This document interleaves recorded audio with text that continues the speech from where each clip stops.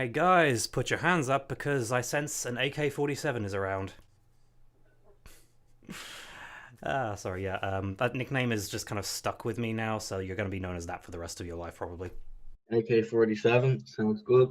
Yeah, because a few weeks ago I was doing an improv where I ended up talking about all the guys named Adam I know, so I just kind of listed them all by nickname, and then afterwards I sent it to Adam Douglas, and then he was like, "Is AK-47 Adam Kearney?"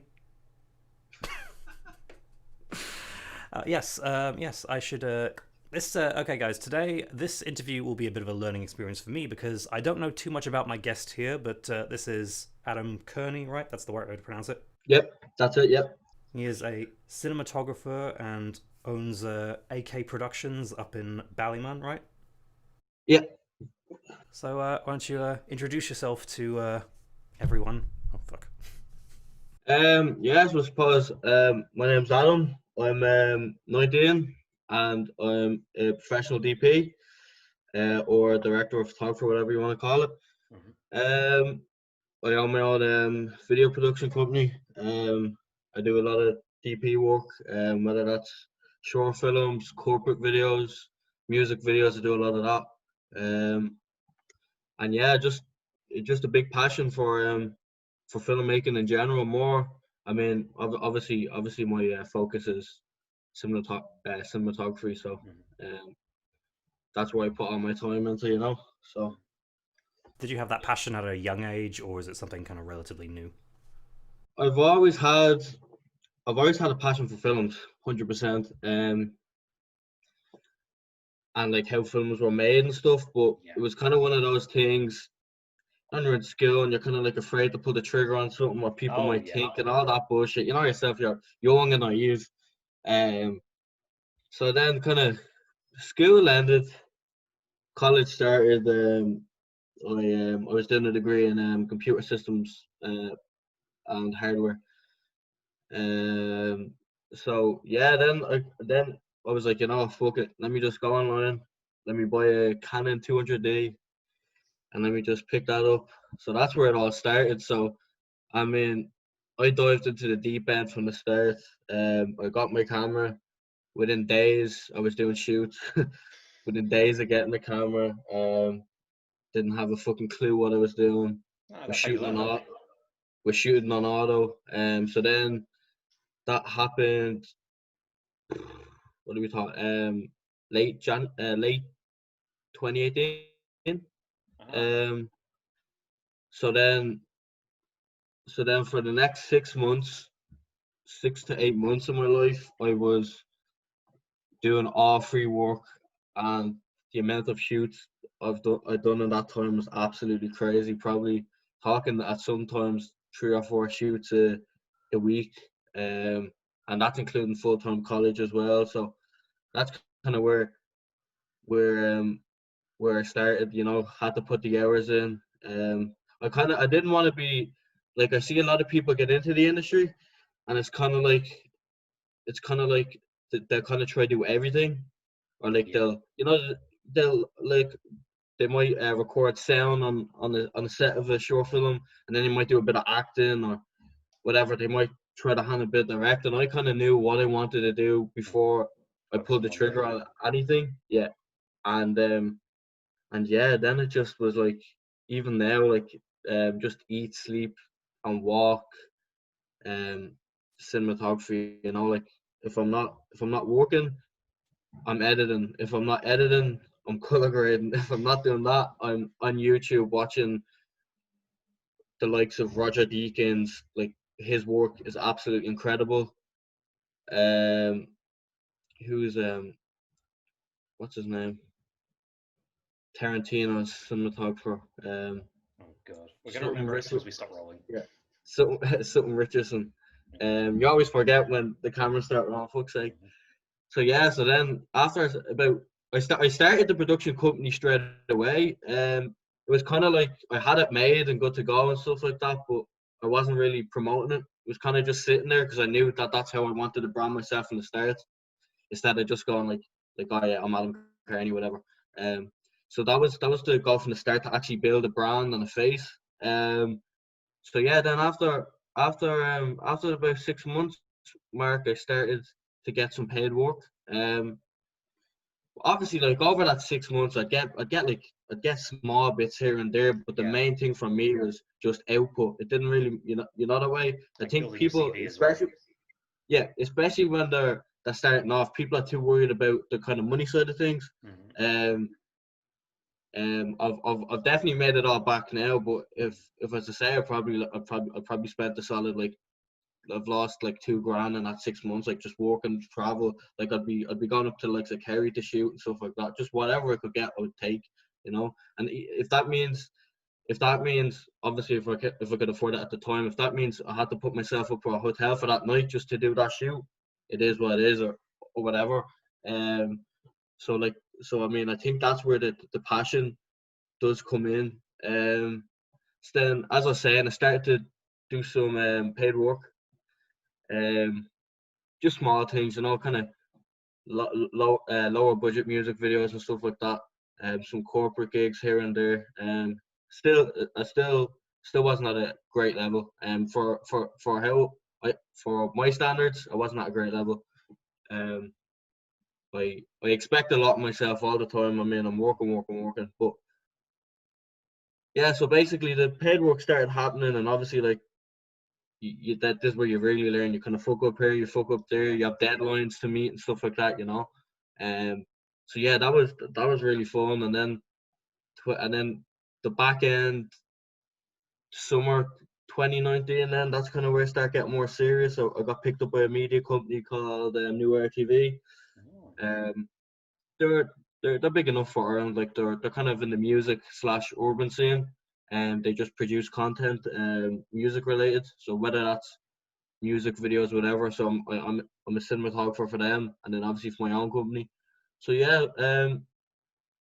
up until now, especially this year and the last couple of months of last year, that's when stuff really started to take off. In terms of just work and quality of work. It was kind of lower. That like it was kind of don't take as much shoots. When you get to a certain level, you kind of get to pick and choose what you want to shoot. Yeah. And that was where I was saying to myself then, all right, this is actually getting serious now. The fact that I can actually kind of decline shoots. It's kind of not like, oh, I have to take this. I don't have really a choice. It's either that or not work. Um. So yeah. So then we got up to about now, and yeah, I just love it, man. um.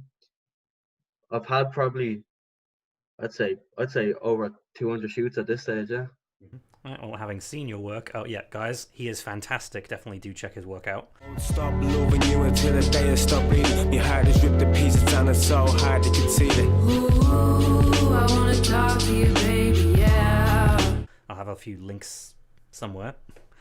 And I have to say, you're 19 and you're already working away so hard as well, and that's kind of a very kind of good work ethic from the start. Like you knew exactly what you needed to do to get to where you needed to be, and that's like taking on all this unpaid stuff to kind of just build your CV, kind of make the early mistakes, and just kind of learn on the way. Because a lot, especially in this industry, because this industry is so weird to get into. Because Especially the Irish film industry. yeah, because there's this is like a minor kind of like berserk button for me, but you see so many people like complaining about unpaid work all the time, and well, it's kind of more so in acting that kind of pisses me off, where people say, "Oh, you wouldn't ask a doctor or a plumber to work for free." I'm just like, well, they spend years in college, training to, save our lives, and like there's not like a queue of people like lining up down the street to fix my sink. So it's like, and I pretty much did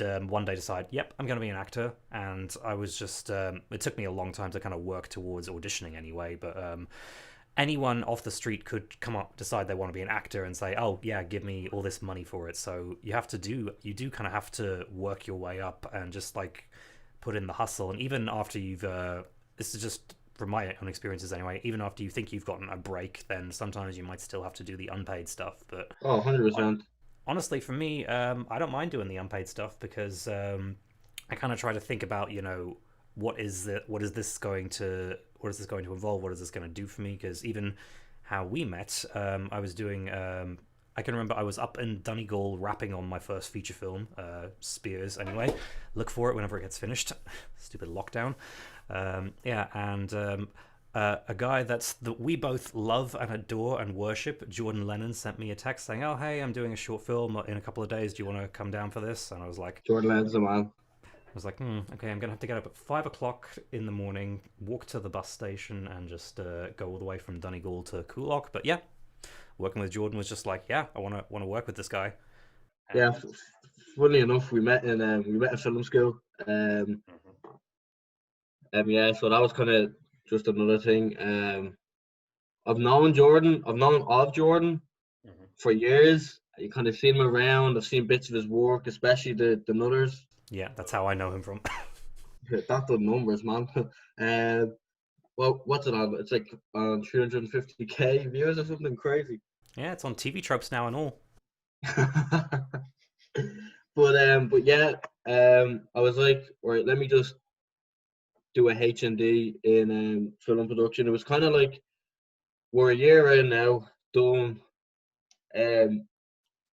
Not to come across as cocky, but for the knowledge for the knowledge I have gone in, especially this year, I haven't learned much, if anything at all. So it's kind of like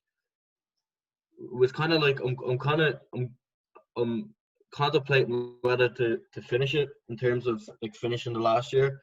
But I suppose I was thinking to myself it'd be good for like for a CV, just to have, it's kind of like a brain surgeon. You might be able to perform the operation, but if it's not on paper, it's a different story. Yeah, well, I know what you mean with kind of not sure if you learned a lot, because I went to film school before I was an actor anyway. Because Interesting. yeah, because I think I did 3 years anyway. I don't think I learned a lot. No, because this will make you cry as a cinematographer, right? It wasn't until halfway through third year that we turned the cameras off autofocus. Oh fuck. Yeah, we didn't learn to edit or anything, so it was like, yeah, I think I just wasted 3 years of my life here. Yeah, we actually use cine lenses in the college. We've picked up the camera twice. To be honest, any projects we've done, I've just used my own gear. The shooting on 750Ds. For college, the equipment wasn't bad. Before that, I was thinking about Pulse College. But that's a lot of money. I think it's something like $8,000 a year since it's a private college. But they do have industry standard equipment and stuff. Like even towards the end of the year, people are still learning how to like join two clips together in like Premiere Pro or Sony Vegas, whatever software they're using. So that's kind of a thing for me. Am I gonna go back?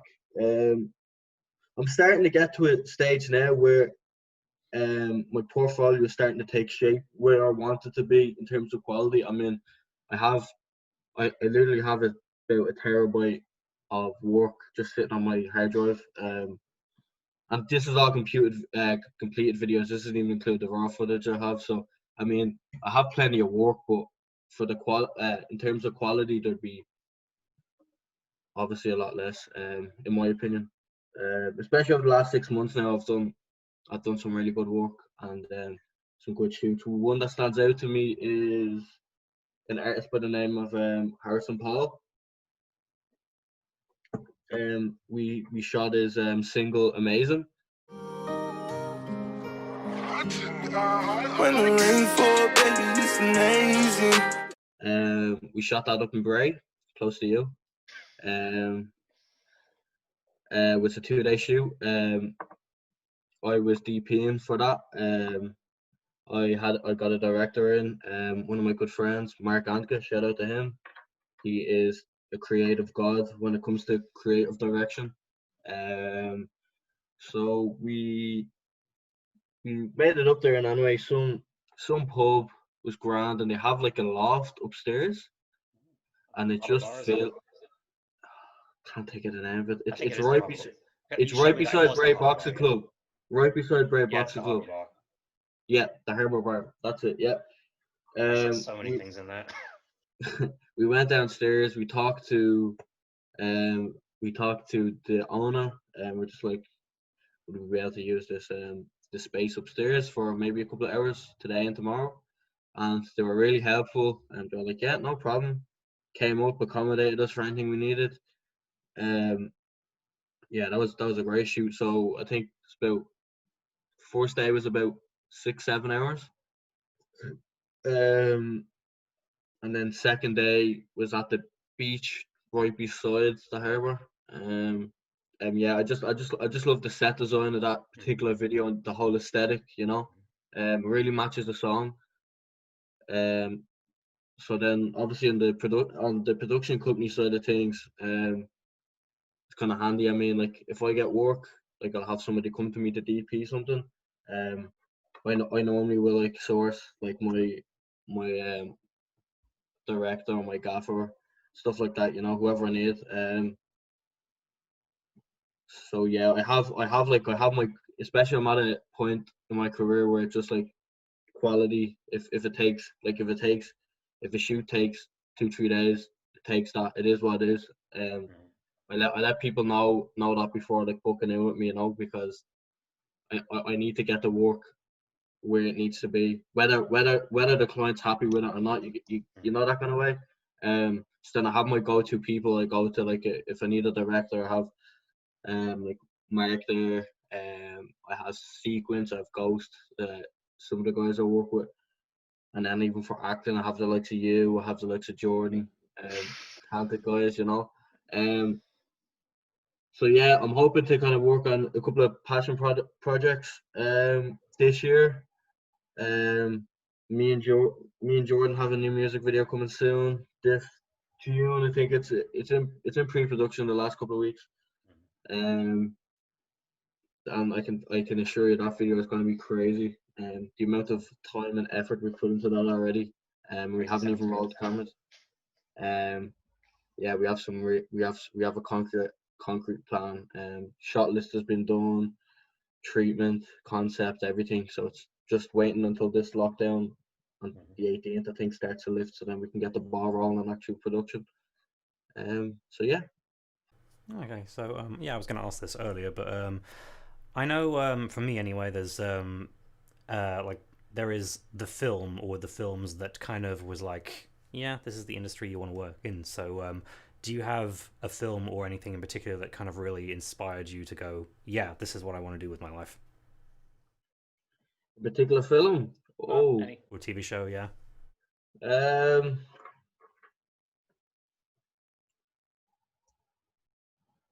I'm what you call a camera nerd, would say, camera geek, whatever you want to call it. So I watch a lot of films for the cinematography, whether the script is shit, whatever. If I like the cinematographer's work, I'll watch it and I'll enjoy it. It's weird, even though it might be absolutely really bad, like script wise or whatever. I'd say one that stands out to me is Lone Survivor, directed by Peter Berg. I'm not sure if you've seen it. Mark Wahlberg, Emil Fish, Ben Foster. What's his name? I suggest you watch that. It's about a, a military operation. Went down in 2005. Um, by a reconnaissance team under the Navy SEALs. Long story short, they kind of get ambushed by like 200 or 300 Taliban. And yeah, it goes from there. I'm really surprised you actually haven't seen that. It was made in 2013. Okay, I'll definitely have to add that to my list. There's so many things I haven't seen. Very, very good film. And it was all filmed in, I think, in New Mexico on the side of a mountain. So props to that. That's not easy. I suppose in terms of your acting, um, what's your like 5-year plan per se? I mean, I can't, for me in anyway, I can't, as we discussed earlier, with the film industry here being a bit weird. It's established, but it's not established. There's only, in my opinion, there's only so far that this country or this industry, whether that's the music scene or that's the film industry, can take you. It can only take you so far, in my opinion, compared to the likes of France, Germany, LA, stuff like that. They're just so much more developed than we are. There's a lot more stuff happening. Um, so what I'm saying is, fuck's sake, what am I forgetting? 5-year plan. Yeah.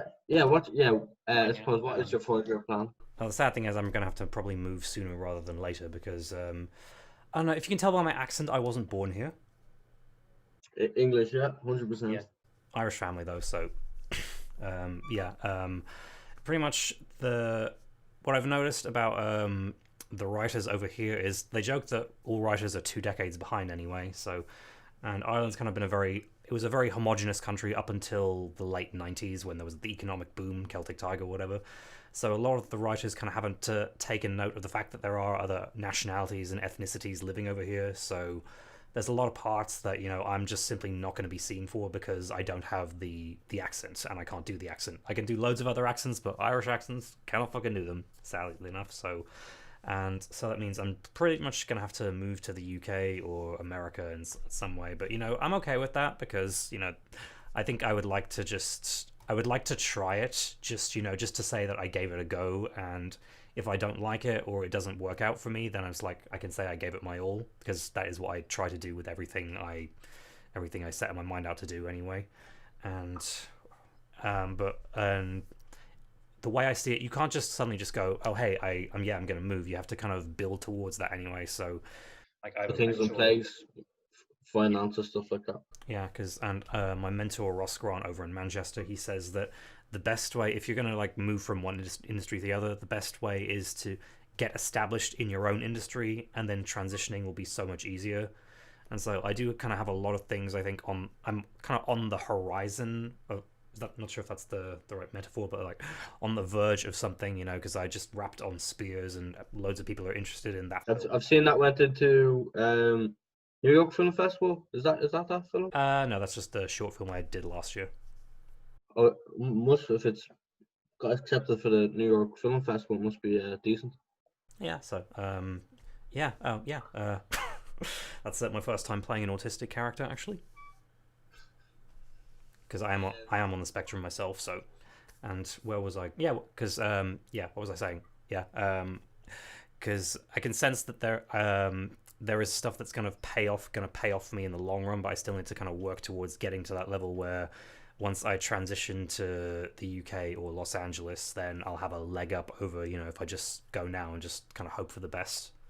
Because I'm sure you know yourself, you can't just, you know, hope that this will work out. I think they call it hope. No, you have to have a plan in place.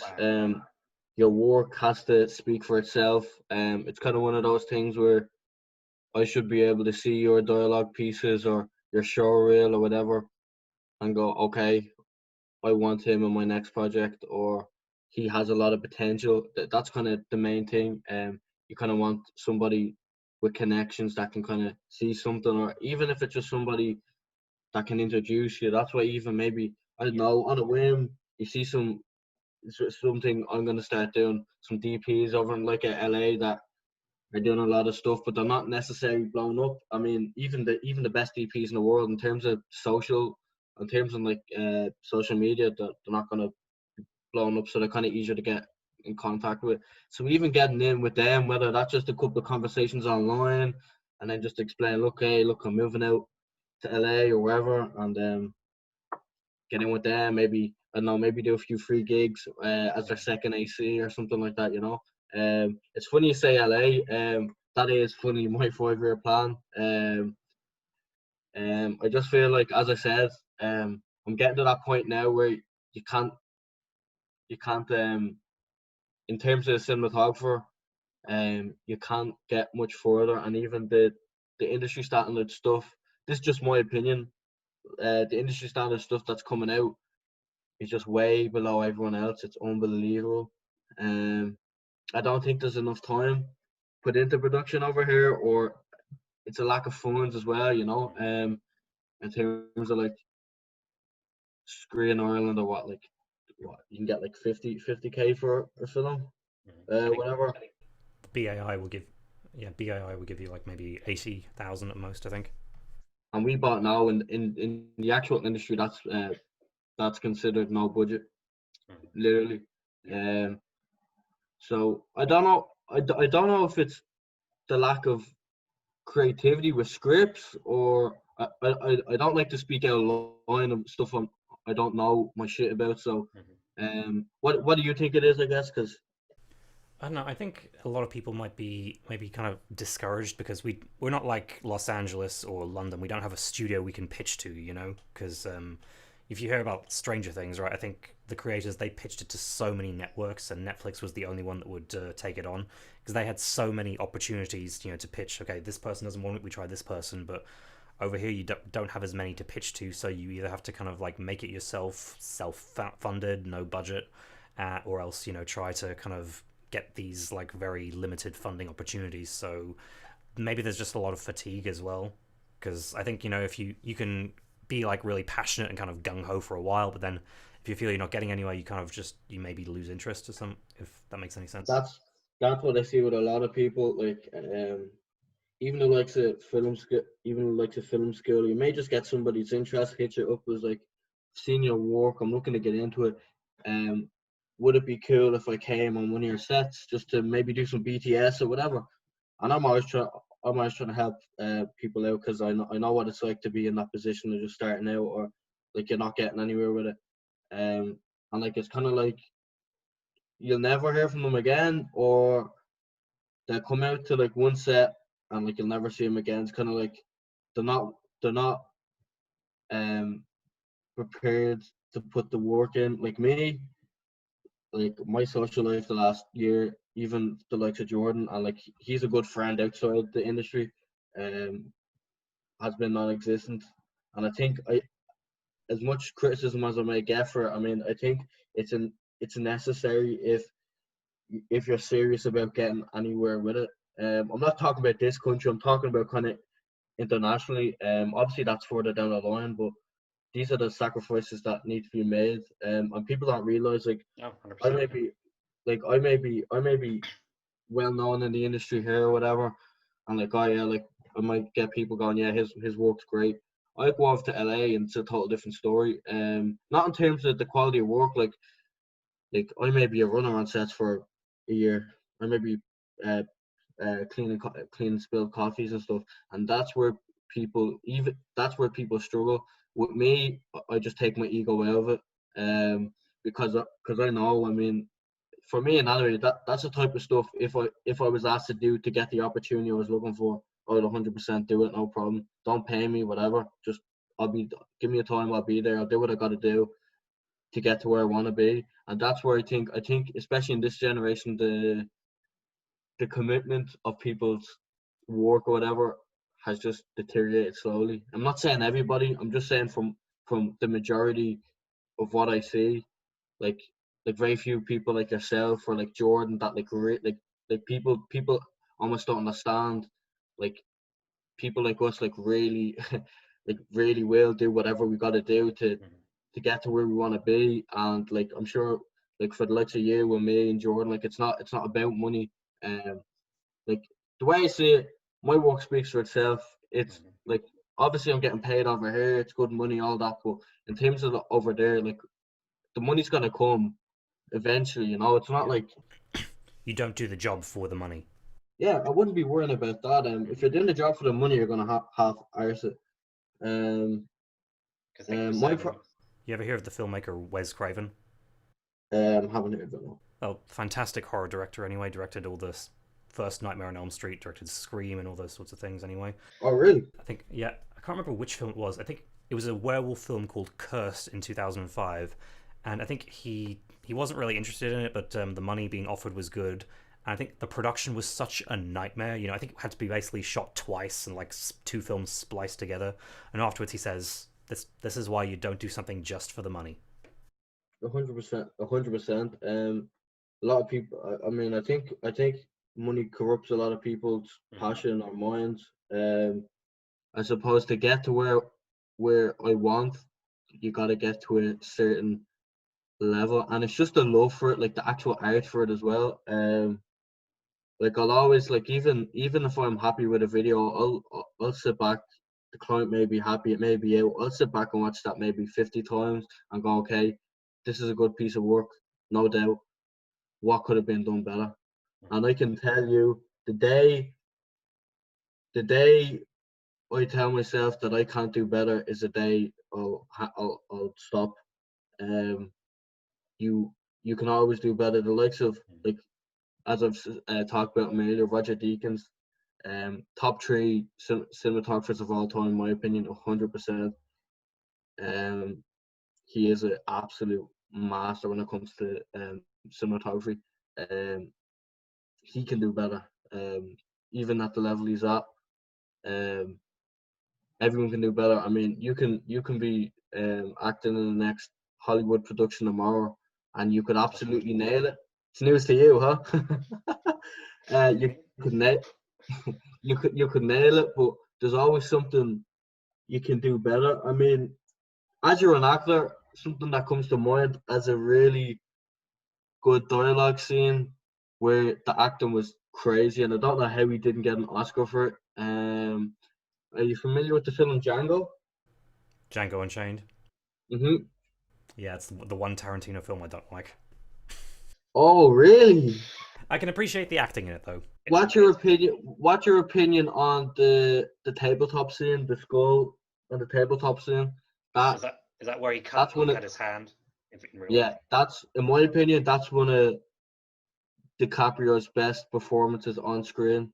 Yeah, like I didn't like the film, but I'll admit, yeah, I think that he was one of the saving graces of it. Yeah, and well, you think the thing with the Oscars when it comes to acting is they only award a certain type of acting. There's always like these kind of tricks that actors will do to kind of get nominated for the Oscar, like the biopic, the Holocaust movie, the period piece, one's about a troubled country singer is really popular as well. There's loads of them out there. It's just because the Academy is made up of industry people anyway, so there's a lot of actors on there, so they tend to favor deep character driven stuff that's really intense and has a lot of crying or shouting and all that sort of thing. So I'm not that's a real kind of gross generalization, because there are plenty of like great Oscar worthy performances out there as well. It's just they tend to favor a certain type. They call it Oscar bait. Have you ever heard that? So there's a certain criteria to get nominated. I'm assuming. I think it's just they tend to favor that sort of thing, and obviously the studio has to campaign for them as well. A higher probability of getting nominated or winning. Yeah, because there are some of my favorite actors who I'm actually in shock that they've never even been nominated. Because do you know the actress Shailene Woodley? How doesn't ring a bell. Okay, well, you've probably heard her most famous role is probably a certain tearjerker called The Fault in Our Stars. Yep.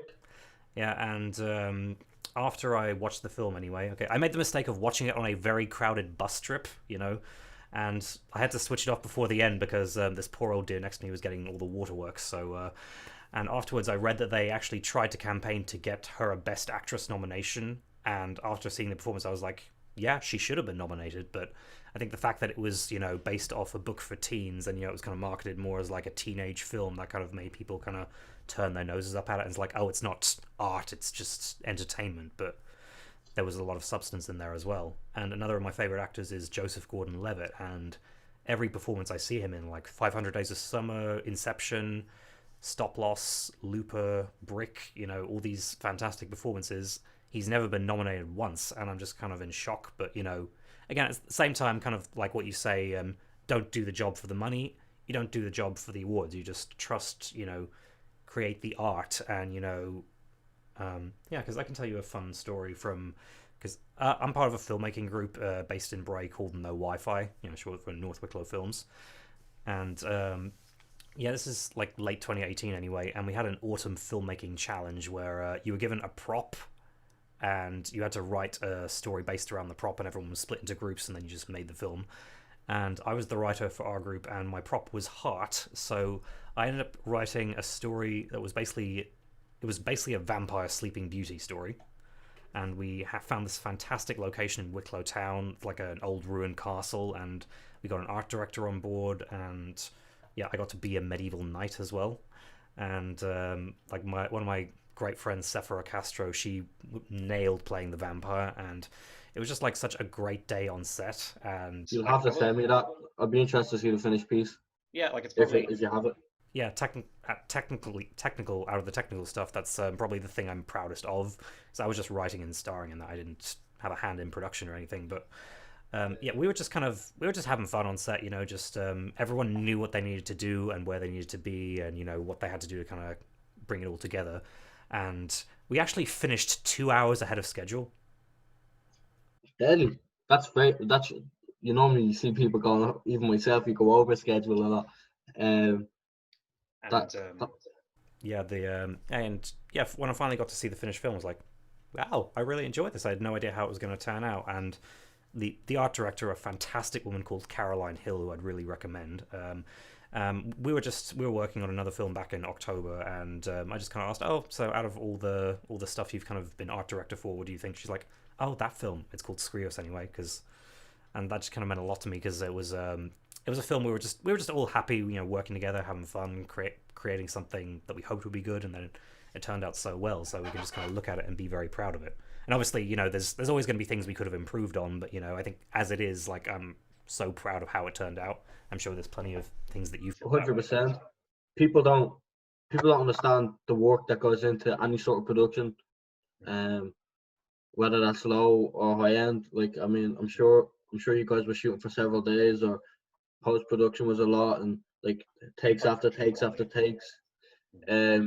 Like, people just don't understand. Like, people just see the finished product and go, "Oh, that's cool," but you kind of want to leave in a lasting effect if possible. But again, as a DP, that's not my job. That's the director's job. So I just need to put his vision on screen while making it visually and technically sound. Well, visually pleasing and technically sound.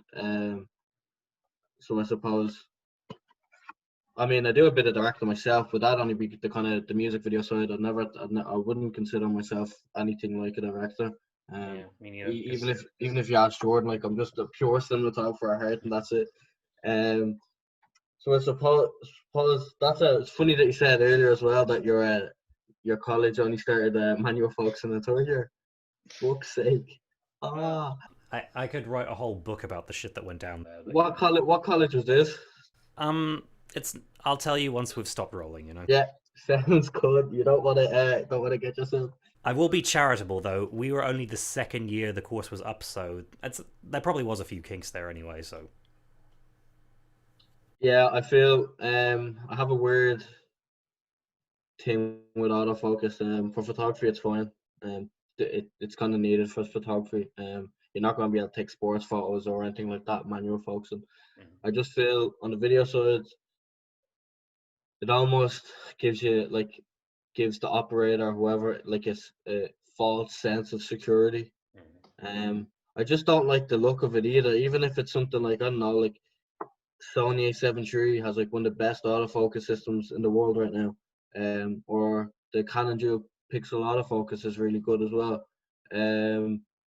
I just feel it's grand for like YouTube videos or whatever you're doing, but if you're on actual productions, I don't like that look it gives. It's like it's almost searching for focus all the time.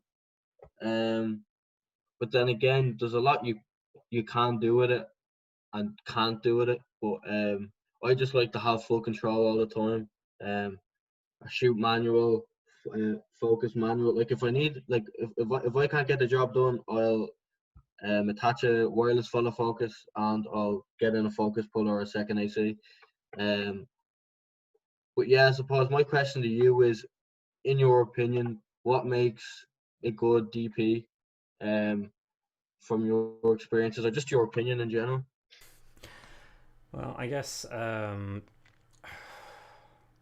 obviously someone who's kind of someone who's very open to working with other people, because I think sometimes, I've been on sets where the DP has just kind of held everything up in, obviously perfection takes time as well, but I think, you kind of have to be kind of aware of the fact that you have other people on set, and especially with actors, we're not just props in place while you get your lighting like 100% perfect. So I guess it's like kind of being being able to balance, the time it takes to get it done beautifully, as well as kind of get it done to a reasonable time, I suppose. But Oh, 100%.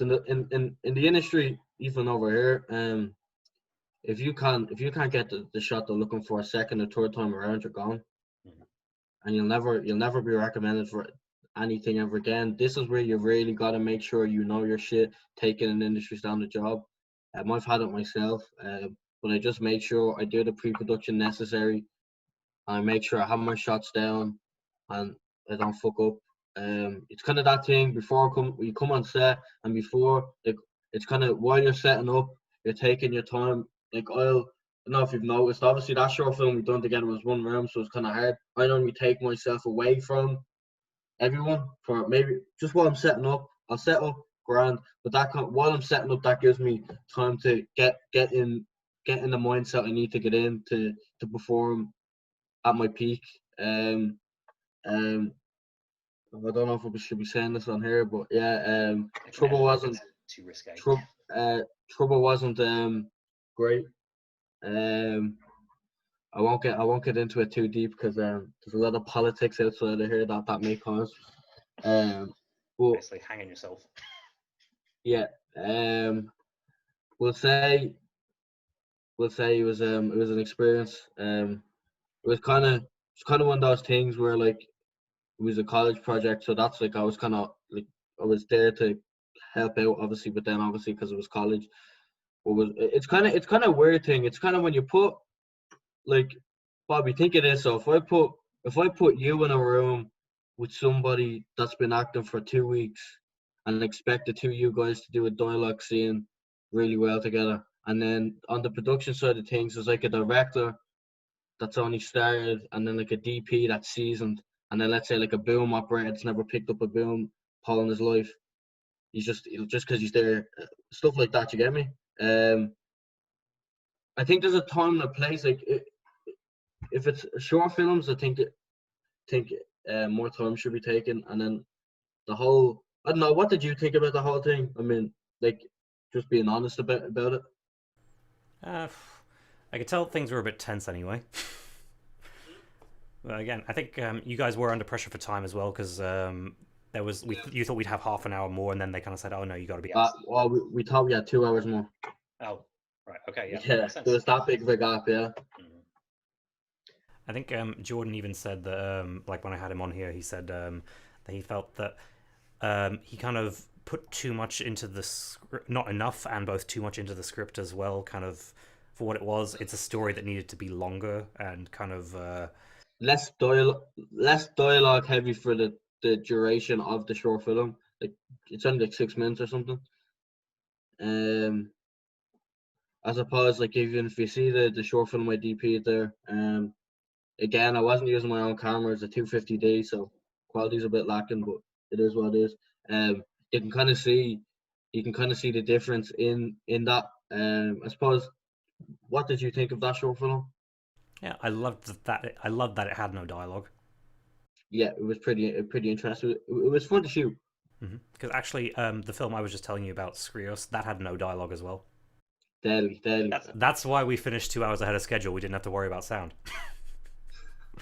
And actually, yeah, because when I was writing it, I just kind of was like, okay, fairy tale, okay, make it kind of dreamlike and kind of a bit fantastical. And the director, who I love, by the way, he was kind of saying, oh, can we have a bit of chatter between the vampire and her victims? And so I kind of sat down and I was trying to, like, think, okay, what can they say here? And then I had to say, no, sorry, mate, it won't work if you have dialogue here. And he thought about it and he's like, yeah, you were right. So, and, like, I think it just, yeah, one of the few things I did learn in college was, I think the first rule of screenwriting: show, don't tell.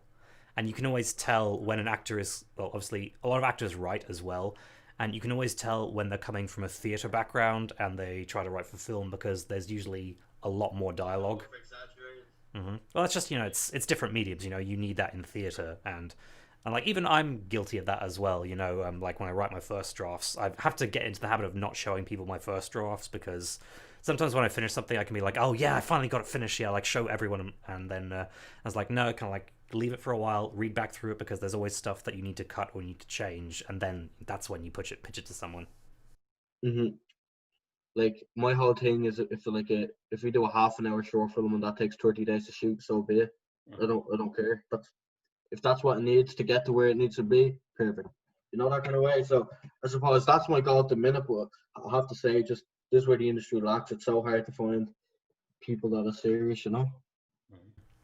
Sorry, my battery's kind of going. So to wrap up, what are your hopes for the future of the industry anyway, or your own future? The hopes for my own career, or the hopes for your own career? Yeah. So I suppose Corona has kind of pushed things back big. I've had about 20 shoots cancelled in this time, so not fun. But that is what it is. I have some big projects coming up. Looking forward to. Realistically, I want to be out here in a year and a half to 2 years. My work will be where it needs to be by then. It is. I'm talking about on an international scale. So yeah, to be honest, the goal is to DP over in Hollywood, LA, whatever. Whether that's starting off like music videos and then eventually go into it's kind of Hollywood's kind of its own industry again, you know, that kind of way. So it's kind of like DP on big sets and stuff like that, and just see how far I can take it. I know with the skill I have, the knowledge I have, like I can talk to you for the rest of the day about camera settings and composition and different recording formats, FPS, all that. We'll be here all night. But yeah, that's my plan. I believe in my heart that with the work ethic I have, I'll get to where I want to be. It's just about, obviously we'll talk off camera.